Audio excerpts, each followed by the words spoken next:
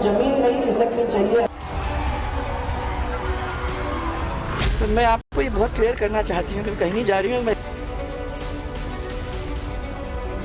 राजनीति का दूसरा नाम जो है ना वो है उतार चढ़ाव। महाराज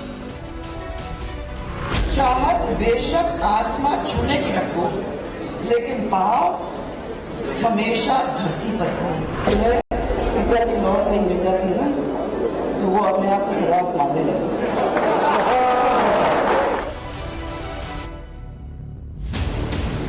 राजस्थान की राजनीति में महारानी के नाम से मशहूर वसुंधरा राजे सिंधिया ने एक तीर से दो नहीं शायद कई निशाने एक साथ साधे हैं।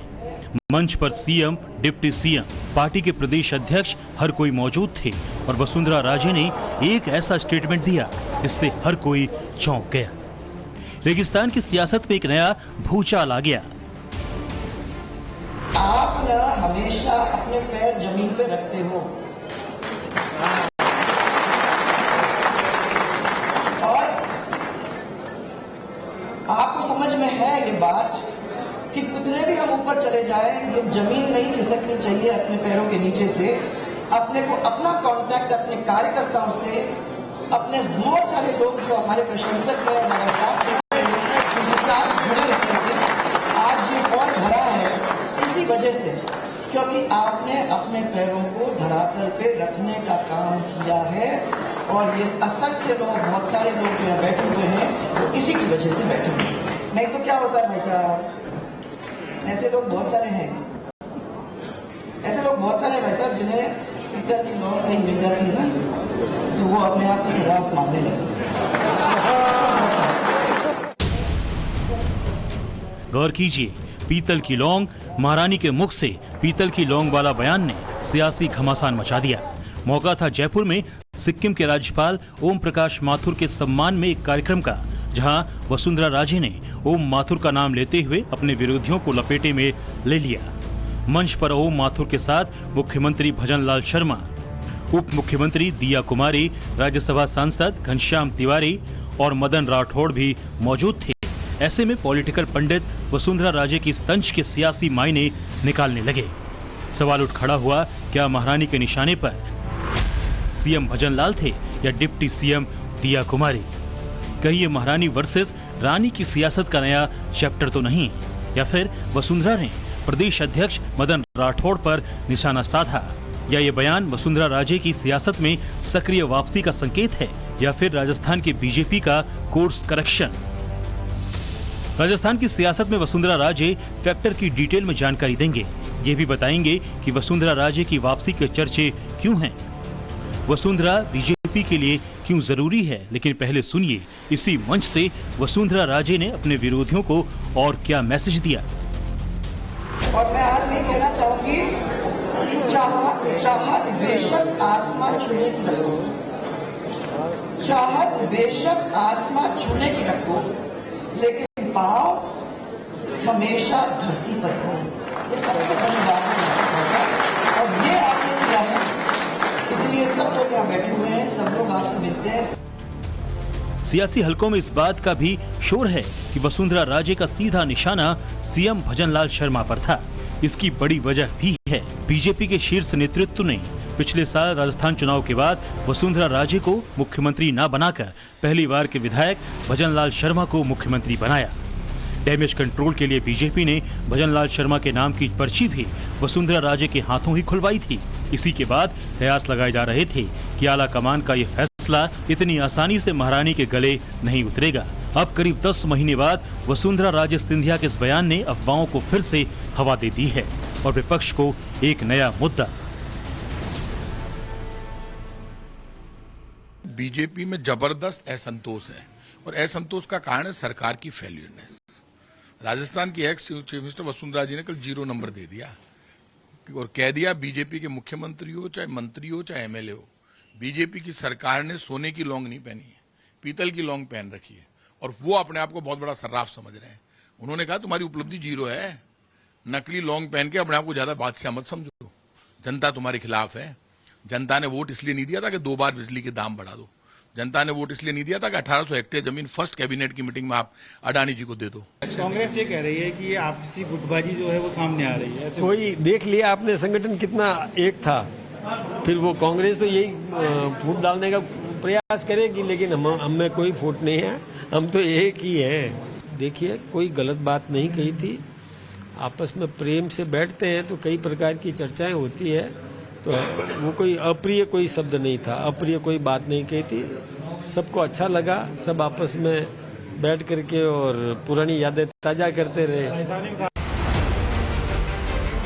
बीजेपी के मंच पर क्या बात हुई, किसकी किसकी मुलाकात हुई, क्या चर्चा हुई, कौन सी पुरानी यादें ताजा हुई, ये तो आने वाला वक्त ही बताएगा। लेकिन अगर पुरानी यादें ताजा हुई तो वसुंधरा राजे को दिया कुमारी जरूर याद आई होंगी, क्योंकि राजस्थान में महारानी वर्सेस रानी की जंग ज्यादा पुरानी नहीं है।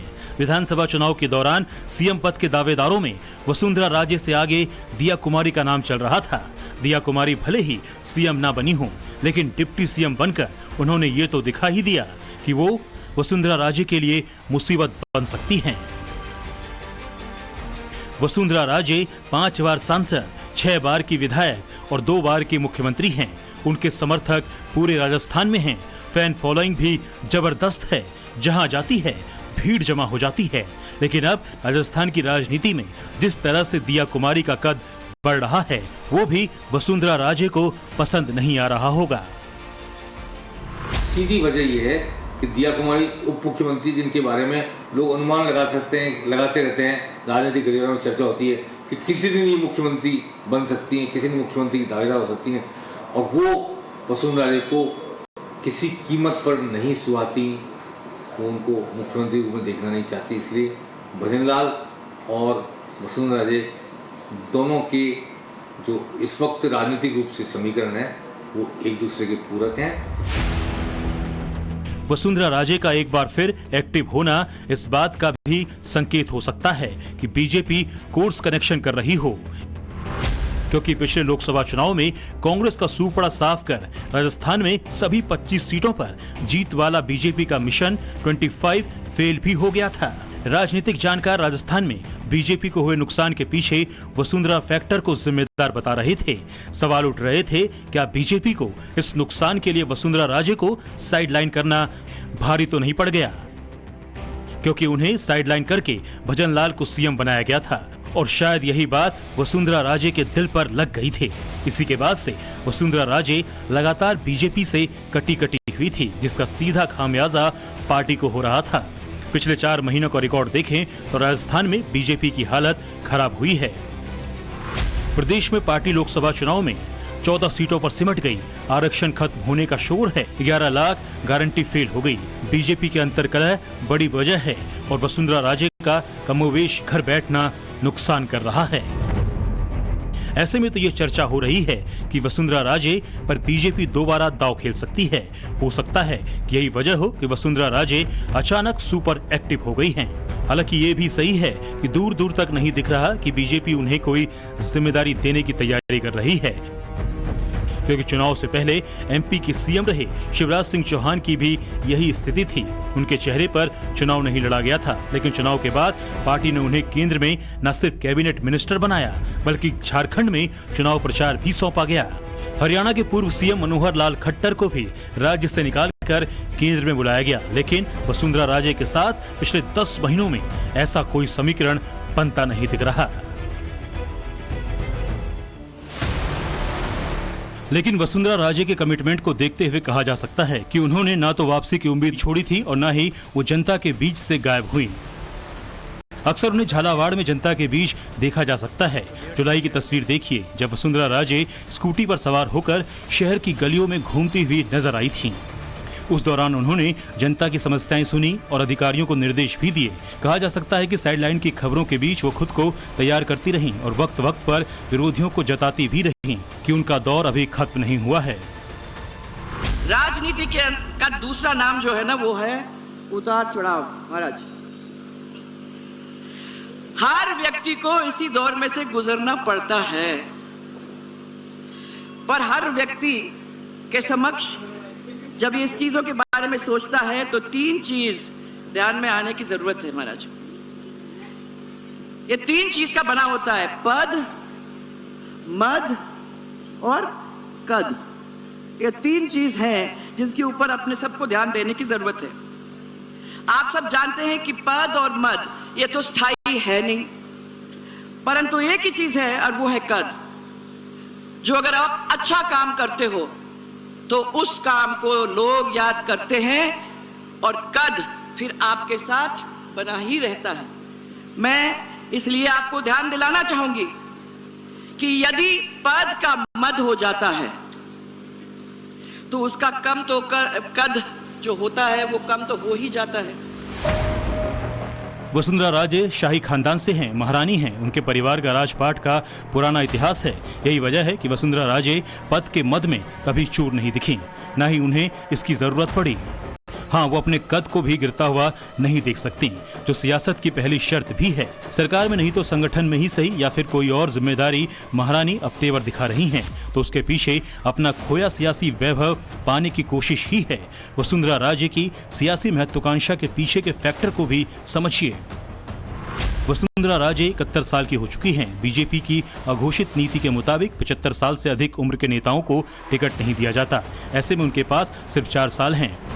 वसुंधरा राजे के बेटे दुष्यंत भी सियासत में हैं। वो चौथी बार सांसद हैं, लेकिन इस बार भी उन्हें मंत्रिमंडल में जगह नहीं मिली। वसुंधरा राजे की कोशिश होगी कि उन्हें मंत्री नहीं बनाया जाता है तो कम से कम सीट तो पक्की रहे। लोकसभा चुनाव में प्रदेश की सीटों पर पार्टी के कमजोर प्रदर्शन को भी वसुंधरा के लिए आपदा में अवसर की तरह बताया जा रहा है।